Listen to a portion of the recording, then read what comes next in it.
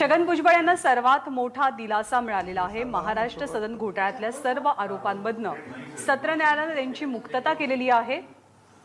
त्यांच्या चेहऱ्यावरचं हास्य बरंच काही सांगून जाते। पत्रकारांशी संवाद साधणार आहेत छगन भुजबळ। काहीसे भावुक झाल्याचंही पाहायला मिळतंय। छगन भुजबळ आता काय बोलणार, कारण गेली अनेक वर्ष त्यांनी न्यायालयीन लढाई लढलेली आहे आणि आता सत्र न्यायालयानं सर्व आरोपांतनं त्यांची मुक्तता केली आहे। महाराष्ट्र सदन घोटाळा प्रकरणी सत्र न्यायालयाकडून छगन भुजबळांना दिलासा मिळतोय। महाराष्ट्र सदन प्रकरणी आपल्यावर अनेक आरोप करण्यात आले होते किरीट सोमय्यांकडनं। त्यानंतर आपल्याला तुला देखील जावं लागलं, तर आज पहिली हे आहे की त्यामध्ये क्लीन चिट मिळाली। आपण जे बोललात ते खरं आहे। महाराष्ट्र सदन केस अख्ख्या हिंदुस्थानने जगभर गाजली। जे महाराष्ट्र सदन 5 स्टार हॉटेलसारखं बांधण्यात आलं आणि देशातले अनेक राजकीय पक्ष त्याचा वापर करत आहेत। एक एक गोष्ट जी आहे आपण कॉन्ट्रॅक्टरकडून जे आहे करून घेतली। अगदी पडदे काय आणि कप बशा काय, किचन काय सगळं बनवून घेतलं, फर्निचर सहित सगळं। एवढं सुंदर सगळं त्या महाराष्ट्र सदनची वाहवा करतात। त्याच्यानंतर मंत्रिमंडळाने किंवा कॅबिनेटने ठरवल्याप्रमाणे अंधेरीचं जे RTO ऑफिस ते सुद्धा अतिशय सुंदर बनवण्यात आलं। त्याचबरोबर हायमाउंट गेस्ट हाऊस ते सुद्धा जवळपास पूर्ण केलेलं आहे का। आणि आज महाराष्ट्र सदन आपल्याला कल्पना आहे की जवळजवळ 8 वर्ष सगळे वापरत आहेत। आणि सगळ्यांना आश्चर्य वाटेल की त्या कंत्राटदाराला जे कॅबिनेट सब कमिटीने ठरवलं होतं की हे बांधून दिल्यानंतर तुम्हाला 100 कोटी रुपयाचा FSI देऊ, आम्ही जमीन नाही FSI देऊ। आजपर्यंत 1 फूट FSI सुद्धा त्या कंत्राटदाराला मिळाला नाही। 1 फूट जमीन त्याला मिळाली नाही, 1 रुपया त्याला मिळाला नाही। तरीसुद्धा आमच्यावर आरोप करण्यात आले की 800 कोटी रुपये जे आहे आम्ही ह्या महाराष्ट्र सदनमधून जे आहे भ्रष्टाचार केला आणि त्यातून जे आहेत प्रॉपर्ट्या खरेदी केल्या। अशा प्रकारचे जे खोटे नाटे आरोप आमच्यावर लावण्यात आले। सगळ्यांनी मिळून जे आहे जोरात मीडिया ट्रायलसुद्धा झाली, त्याच्यावर EDची केससुद्धा आमच्यावर झाली। आणि मग शेवटी जे आपल्या सगळ्यांना कल्पना आहे की मला समीरला जवळजवळ 2.25 वर्षापेक्षा जास्त काळ आम्हाला कैदेत तुरुंगामध्ये राहावं लागलं। आता सेशन कोर्टामध्ये जवळजवळ मागचं वर्षभर हे सगळं काम चालू होतं। वकील वगैरे उभं करणं, चर्चा करणं आणि त्याच्यामध्ये पहिला जो काय हे असं भाग की आम्हाला या केसमधून वगळण्यात यावं कारण आमचा काही दोष नाही। आणि ते आमच्या वकिलांनी विशेषतः राखी फाळकर ॲडव्होकेट साहेब, सजल यादव, संजय कदम, नंतर पासगोला साहेब, अशी अनेक वकील मंडळी जे आहेत त्याने कोर्टाच्या निदर्शनास आणून दिलं की हे सत्य काय आहे, चार्जशीटमध्ये काय म्हटलेलं आहे, त्याप्रमाणे काय काय झालेलं आहे आणि याच्यामध्ये एक नया पैसासुद्धा कुणाला मिळालेला नाही। आणि म्हणून आम्हाला दोषमुक्त करण्यात यावं किंवा त्या केसमधून आम्हाला वगळण्यात यावं। आणि त्यानुसार मला पंकज भुजबळ, समीर भुजबळ आणि आणखी 2-4 आमच्याबरोबरचे जे लोक होते, मराठे साहेब जे सेक्रेटरी होते PWDचे, त्या सगळ्यांना जे आहे या केसमधून निर्दोष म्हणून वगळण्यात आलं। ईडीच्या आता पुढे आता होईल, पण ईडीची जी कारवाई जी आहे ती या महाराष्ट्र सदनमधून पैसे मिळाले 800 कोटी रुपये याच्यावरच ते अवलंबून ती बांधली गेलेली आहे ती केस। आणि त्यामुळे जे आहे ठीक आहे, त्रासच द्यायचा ठरवला काही लोकांनी. आणि त्यावेळेला सुद्धा मी म्हटलं होतं, सत्य परेशान हो सकता है, सत्य परेशान हो सकता है लेकिन पराजित नहीं. आज उद्या जे आहे न्याय मिळेल. मला एवढंच सांगायचं आहे की अतिशय विनम्रपणे, संयमपूर्वक आम्ही या यशाचा स्वीकार करीत आहोत. कुणाच्याही बद्दल आमच्या मनामध्ये कुठली द्वेषबुद्धी नाही, कुणाच्याही बद्दल तक्रार नाही. काही काही वेळेला नियतीच्या मनामध्ये असतं त्याप्रमाणे घडतं. दिवस येतात, तेही भोगावे लागतात. आमच्या वाट्याला आले, आम्ही त्याला तुमच्या सगळ्यांच्या आशीर्वादानं तोंड दिलं. खरं तर असं म्हणता येईल, साजिशें लाखों बनती है मेरी हस्ती मिटाने के लिए, साजिशें लाखों बनती है मेरी हस्ती मिटाने के लिए. ये तो आपकी, ये जनता की दुआएं हैं जो उन्हें मुकम्मल नहीं होने देती. तुमचे सगळ्यांचे आशीर्वाद आहेत. किती कट कारस्थान जरी केलं तरी ह्या आशीर्वादामुळे ह्या कट कारस्थानातून आम्ही मुक्त होतो आहे. आणि त्याचा जे आहे पण मनापासून आम्हाला आनंद आहे. मी माझ्या पक्षाचे नेते पवार साहेब आणि सर्व पक्षाचे सर्व जयंतराव असते, अजितदादा असते, सगळे आमच्या पाठीमागे उभे राहिले. विशेषतः मला मंत्रिमंडळामध्ये ताबडतोब घेतलं आणि त्याबद्दल मी उद्धवजी ठाकरे यांचेसुद्धा आभार मानतो. या सगळ्यांनी विश्वास ठेवला की नाही, ह्या केसमध्ये काही दम नाही आणि याच्यातून भुजबळ बाहेर पडतील. त्याप्रमाणे जे आहे आज मोठा दिलासा मिळालेला आहे, याचा आनंद आहे, मनापासून होतो आहे. अजय तुमाने यांचं असं म्हणणं आहे की आपल्या विरोधात एकूण 8 खटले आहेत, त्यातल्या फक्त 2 खटल्यामध्ये झालंय, तर 6 खटले सुरू आहेत, त्यामुळे दिलासा नाही. मगाशीच सांगितलं ना, साजिश लाखो बनने दो. काय सुरुवात झालेली आहे ह्या सगळ्या गोष्टीचा उलगडा होण्याची. आणि मला तरी म्हणायचं तर 8 खटले कशासाठी टाकले तुम्ही? द्वेषबुद्धीने, त्रास देण्याच्यासाठी, कशासाठी टाकले? हा खटला, तो खटला, तो झाला का, तो खटला, तो झाला, तो काय चाललेलं आहे. ठीक आहे, न्यायदेवतेवर आमचा विश्वास आहे, गाढा विश्वास आहे. आणि किती जरी काय केलं, वेळ लागेल, परंतु निश्चितपणे न्यायदेवता आम्हाला न्याय दिल्याशिवाय राहणार नाही, असा विश्वास आम्हाला आहे.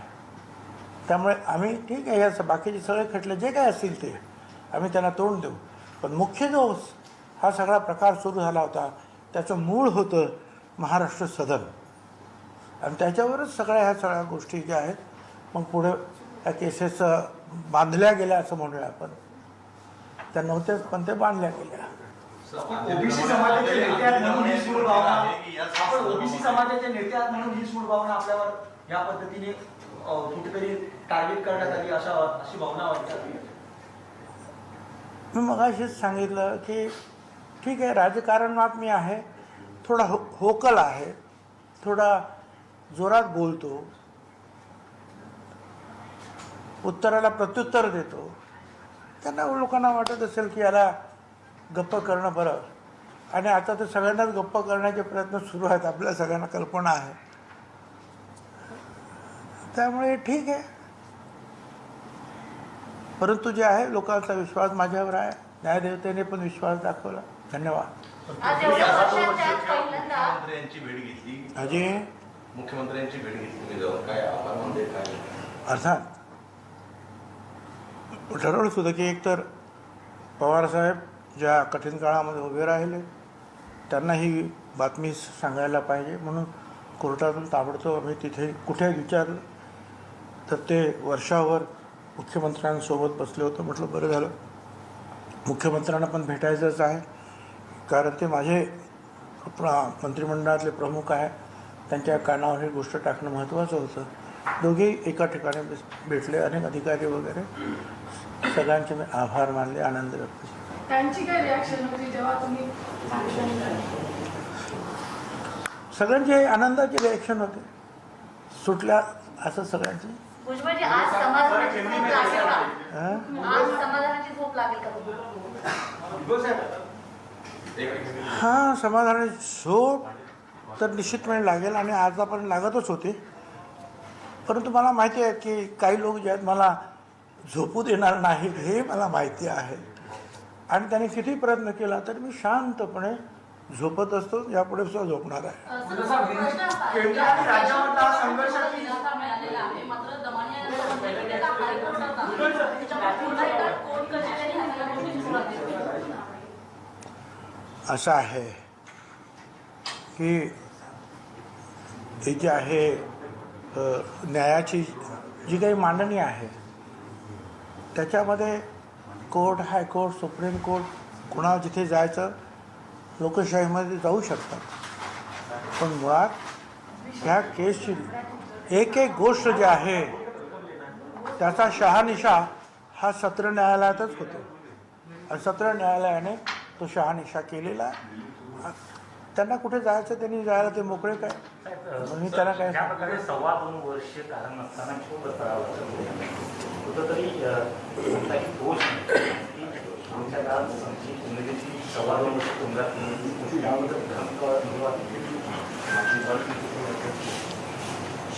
मगाशी सांगितलं मी किंवा असं आहे की आयुष्यातला तुरुंगात राहायला कुणाला आवडेल. तुरुंगात राहिलो 2.25 वर्ष, 2 ते 3 वेळा जे आहे प्रकृती अतिशय सिरियस झाली. शेवटला तर पॅन्क्रियाचा प्रॉब्लेम निर्माण झाला. KM हॉस्पिटलच्या सगळ्या डॉक्टरांचे मला धन्यवाद दिले पाहिजे की खरं म्हणजे त्यांच्यामुळे मी वाचलो आणि ह्या पॅन्क्रियाच्या त्रासातून बाहेर पडलो. तर हे सगळं झालं आता. परंतु आता कुठे वेळ आहे एवढा त्या सगळ्या दुःखाचा जो आहे पाढा वाचायचा ते डोक्यात आणायचा आहे. आता पुढे जायचं आहे, नवीन विचार ते झालं पाठीमागे पडलं, आता सोडून तुमचे जे इतर आता सहकारी आहेत त्यांच्या मागे ईडीचा ससेमिरा सुरू आहे. आधी अनिल देशमुख आहेत, अनिल परब आहेत, 12 लोकांची नावं दिली किरीट सोमय्या यांनी. त्यांना काय आता तुम्ही सांगा? असं आहे की नाहीतर हे लोक आता पण हे सांगत बघा तुमचा भुजबळ करू. मला आता त्यांना हे सांगायचं की त्यांचं सुद्धा भुजबळांसारखंच होईल. जसं मला न्यायदेवतेनं न्याय दिला आणि सोडलं तसं त्यांना सुद्धा त्रास होणार काय, परंतु ते सुद्धा मुक्त होतील. सरकार आल्यानंतर भुजबळांना डिस्चार्ज ऍप्लिकेशन फाईल केलं, सरकार आणि गृह खात्याने भुजबळांनाच मदत केली. मला सांगा, सरकार जर मदत करू शकतं कोर्टामध्ये तर म्हणजे आतासुद्धा अनेक मंत्र्यांच्या पाठीमागे शुक्ल काष्ट लागलेले आहेत. तिकडे का नाही सरकार मदत करू शकत? आणि ह्या सरकारच्या हातामध्ये काही ज्युडिशरी आहे का? काही आपलं जे आहे ते बोलायचं, त्यांना बोलायला ते मोकळी काय. मला त्याच्यावर काही भाष्य करायचं नाही. कारण मी असं म्हणायचं का की तुमच्या सरकारनं, त्यावेळेच्या सरकारनं, ते विरोधी पक्षाचं सरकार होतं माझ्या विरुद्ध म्हणून या केसेस टाकल्या, काय म्हणायचं. पण म्हणून मी म्हटलं की ठीक आहे, मला याच्याबद्दल काहीही तक्रार करायची नाही. काय मला आनंद आहे. आज का जो फैसला आया है उसे कैसे देखते हैं? खास करके 2-3 सालों से जब ये केसेस चल रहा था तो जिस तरीके से अलग अलग सेक्शन में आपके ऊपर आरोप लगाए गए चीजें, आज के फैसले को कैसे देखते हैं? ईडी केस का क्या होगा? 330 करोड़ अटैच किए हैं ईडी ने, एक सवाल. दूसरा, अंजलि सवानिया ने कहा है कि हाईकोर्ट में जाएंगी, उस पर आप क्या जवाब देते हैं? और तीसरा सवाल आपसे ये है, पृथ्वीराज चौहान उस वक्त मुख्यमंत्री थे जब केस रजिस्टर हुआ था, अब उनका क्या रिएक्शन है? देखिए, मैं तो यहाँ अभी बोल चुका हूँ कि सत्य परेशान होता है, पराजित नहीं. ये जो सारे केसेस जो है जिसकी नींव थी महाराष्ट्र सदन, जो दिल्ली में बहुत सुंदर 5 स्टार महाराष्ट्र सदन खड़ा है, जहाँ सारे हिंदुस्तान के जो है नेता लोग जाते हैं और उसकी सराहना करते हैं. वो महाराष्ट्र सदन, RTO ऑफिस अंधेरी का, यहाँ का जो क्या कहते हैं हाईमाउंट, वो भी जो है थोड़ा बाकी है. तो ये सारी चीज़ें बनाने के बाद भी कॉन्ट्रैक्टर को 1 रुपया भी आज तक नहीं दिया है, 1 फुट FSI भी नहीं दिया है, 1 इंच जमीन भी नहीं दिया है। उसके बावजूद सिर्फ हमको तकलीफ देने के लिए कहा गया कि 100 करोड़ का कॉन्ट्रैक्ट कैबिनेट कमेटी ने दिया था, उसमें सारी चीज़ें बनाई और हमारे ऊपर इल्ज़ाम लगाया गया कि 800 करोड़ रुपया हमने जो है बनाया और उसमें से जो है कई सारी जो है प्रॉपर्टीज वगैरह खरीद ली, ये ऐसा सब कुछ बनाया था। अब उसके लिए हमको अंदर भी जाना पड़ा। ठीक है, मानते हैं कभी कभी जो समय आता है तो समय बड़ा बलवान भी होता है और अब समय आगे जा रहा है। तो बाहर आने के बाद, कोर्ट से जेल से बाहर आने के बाद हम कोर्ट में जो है कोशिश करते रहे। हमारे सारे जो है एडवोकेट्स जो है, मैं उनका बहुत बहुत आभारी हूँ कि उन्होंने जो है गए कई महीनों से लगातार कितनी बार जो है वहाँ हियरिंग हुई, अदालत में जाना पड़ा, मगर अंत में जो है कोर्ट ने ये मान लिया और हमको इस महाराष्ट्र सदन केस से वो बरी कर दिया। ईडी पे कमेंट करें please, comment on the ED case. नहीं, अभी ऐसा है, ऐसा 2-3 केस भी और है, मगर जैसे मैंने पहले कह चुका हूँ कि ये जो यहाँ पैसा जो हमने गबन किया उसी के ऊपर जो है वो प्रॉपर्टीज लिया, यही जो है ईडी की केस है। अब यहाँ तो जो है कुछ कोर्ट ने जो है कहा कि भाई दोषमुक्त, तो अब ना रहे बांस न बजे बंसरी। अंजलि दमानिया ने कहा कि हाईकोर्ट वो जाएंगी इस पूरे मामले को लेकर के, और कहीं ना कहीं अब देखिए, कोई हाई कोर्ट में जाएगा, कोई सुप्रीम कोर्ट में जाएगा, मगर केस का हर पन्ने के ऊपर चर्चा होती है, विश्लेषण होता है ज़्यादा, तो सेशन कोर्ट में होता है, इसलिए तो इतना देर चलता है केस। और उसमें जो है कोर्ट ने मान लिया कि भाई इनके सामने कोई सबूत तो नहीं दिया, तो इसलिए हमको बाहर निकाल। आप सीधे सीएम के पास गए, शरद पवार और सीएम साहब वर्षा पे गए, आप सीधे वहाँ पर गए, किस तरीके से? ऐसा है कि पवार साहब और मेरी पार्टी मेरे पीछे खड़ी रही, हमारे समता परिषद के जो हमारे कार्यकर्ता वो हमारे पीछे खड़े रहे, तो इसलिए पवार साहब को जो है मिलना, उनको धन्यवाद देना, आभार व्यक्त करना मेरा काम ही था। और फिर हमें मुख्यमंत्री महोदय के पास जाना था, क्योंकि वो मेरे मंत्रिमंडल के बाद प्रमुख हैं, तो उनको भी तो कहना था कि भाई ये हुआ है। और भाग्यवश दोनों एक जगह जो है चर्चा कर रहे थे, तो दोनों से मुलाकात हो गई और दोनों को बड़ी खुशी हुई। आपके केसेस को लेकर के बीजेपी के कई नेता ये दूसरे के ऊपर जब मामला करते थे तो कहते थे आपका भुजबल कर डालेंगे, इस बयान को कैसे देखते?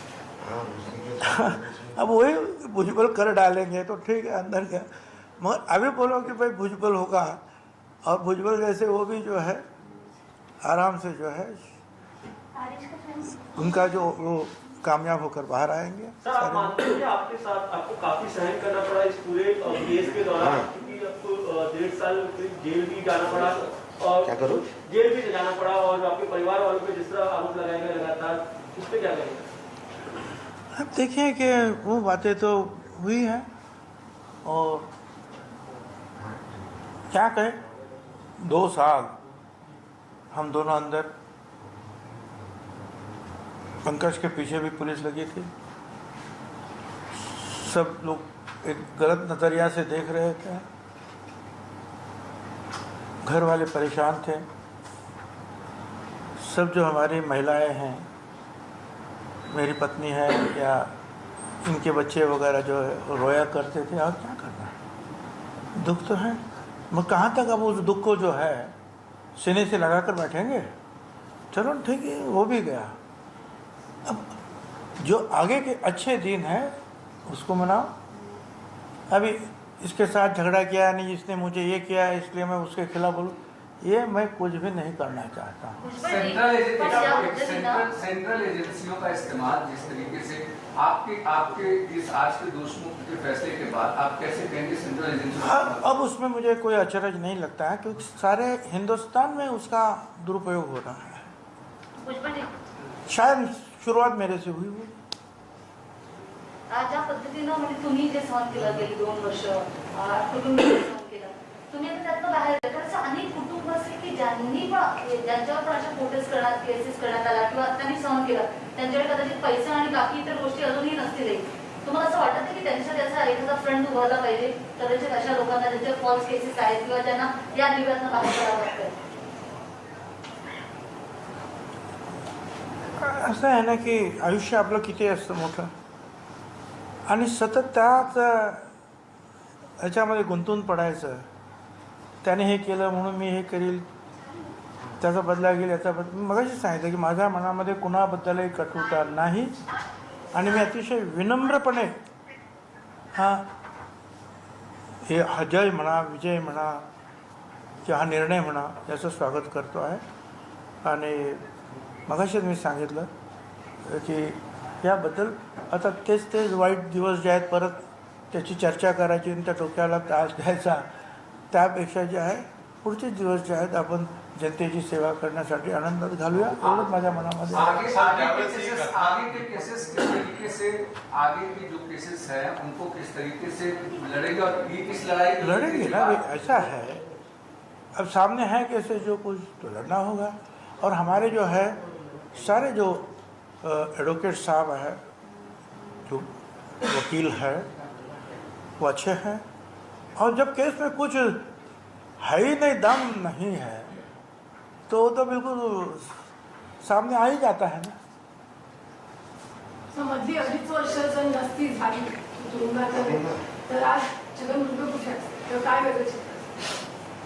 ते जर 2.5 वर्ष नसते झाले तर काय वेगळं असतं? असं आहे की हे असं नसतं तर तसं झालं असतं, तसं नसतं, त्याला काही उत्तर देता येत नाही. पण मला एवढंच म्हणायचं आहे, प्रत्येक जे घरोघरी मातीच्या चुली, त्याप्रमाणे प्रत्येक घरामध्ये काही ना काहीतरी दुःख आहे. काही तर दुःख एवढं मोठं असतं की ते विसरताच येत नाही.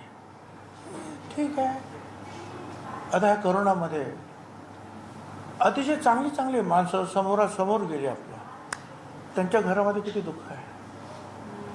तर नेहमी त्या खालच्या माणसाकडे मी बघतो की माझ्यापेक्षा तर तो फार दुःखी आहे. मला तर ठीक आहे, जेलमध्ये जावं लागलं, परत आलो. पवारसाहेब आणि या सगळ्यांच्या कृपा आशीर्वादामुळे परत एकदा मंत्रिमंडळामध्ये स्थान मिळालं. मुख्यमंत्री उद्धव ठाकरे यांच्या हाताखाली काम करताना. मग आता काय सांगणार आता त्याच्यापासून. महाविकास आघाडीचं सरकार आल्यामुळे लढण्याला बळ मिळालं. या संघर्ष छगन भुजबळांचा महाविकास आघाडीला आता पुढील लढ्यासाठी अजून होईल का? मला तुम्ही सांगा ना, सरकार काय मला मदत करणार? मला मदत माझे फक्त वकील करणार. सरकार काय मदत करू शकतो? आज एवढ्या मंत्र्यांवर जे आहे सगळे काय काय चालू आहे तुम्हाला कल्पना आहे.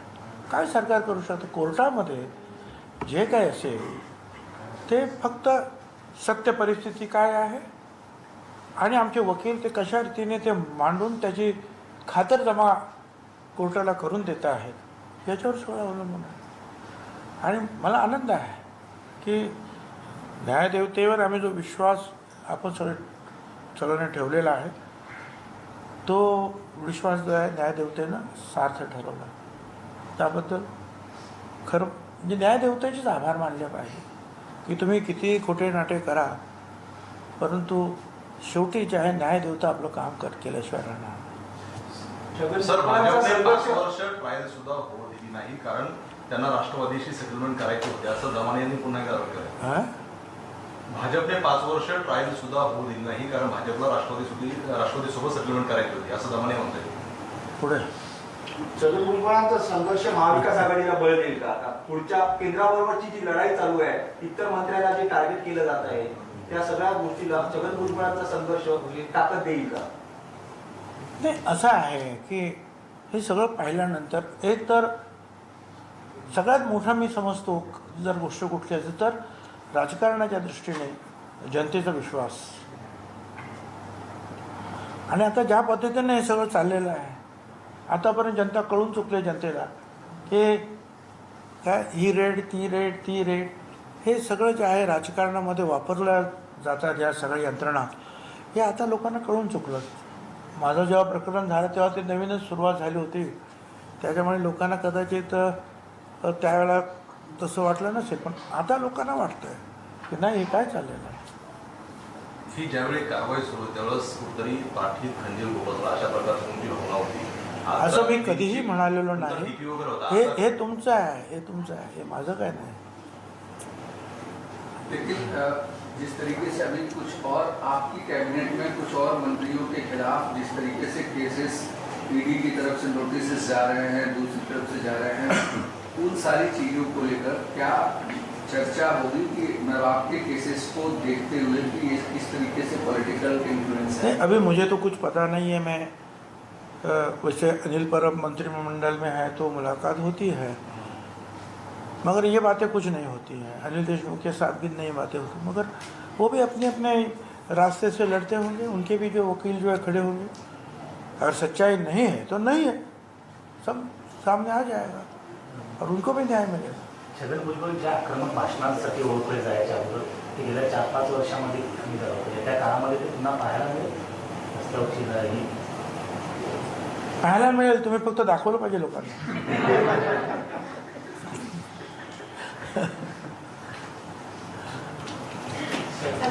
धन्यवाद सगळ्यांना.